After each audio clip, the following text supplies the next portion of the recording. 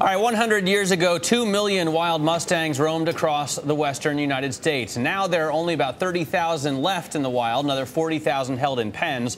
Madeleine Pickens wants to change all that. The thoroughbred horse breeder and wife of billionaire oilman Boone Pickens hopes to create a 1 million acre sanctuary to save America's Mustang horses. She joins us now to talk about it.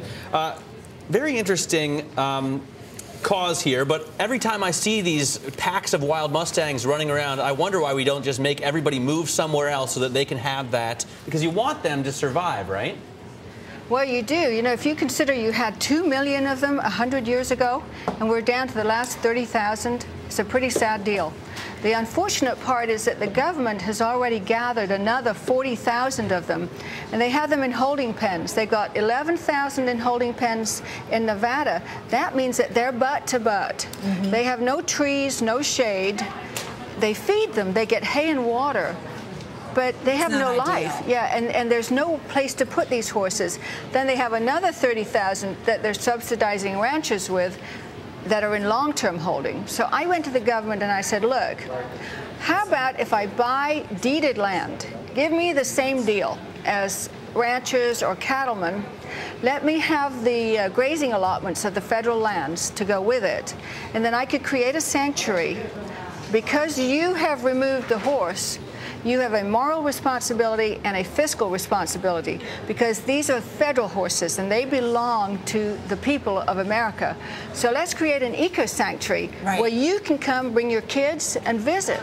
Madeleine, I'm curious what kind of response you're getting from either lawmakers or members down in D.C. Some of them are very enthused by it. And, you know, let me say this, there's 21 ag states in this country, which means 42 senators. Whatever the ag states want, they get. You wanted ethanol, you had ethanol. If you want some kind of grass, you'll get whatever it is. So they tend to fight any animal rights issues. This is something a little bit different. This is about our history.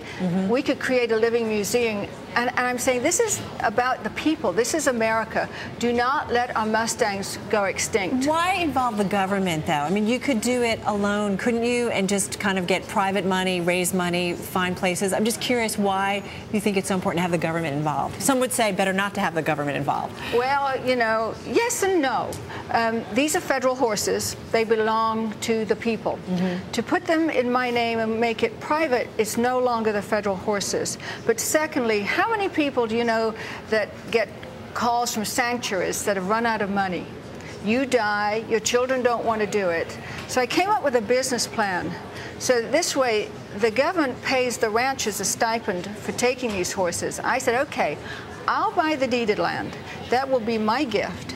But you pay the stipend afterwards. For as long as that horse lives, you give me $500 a year.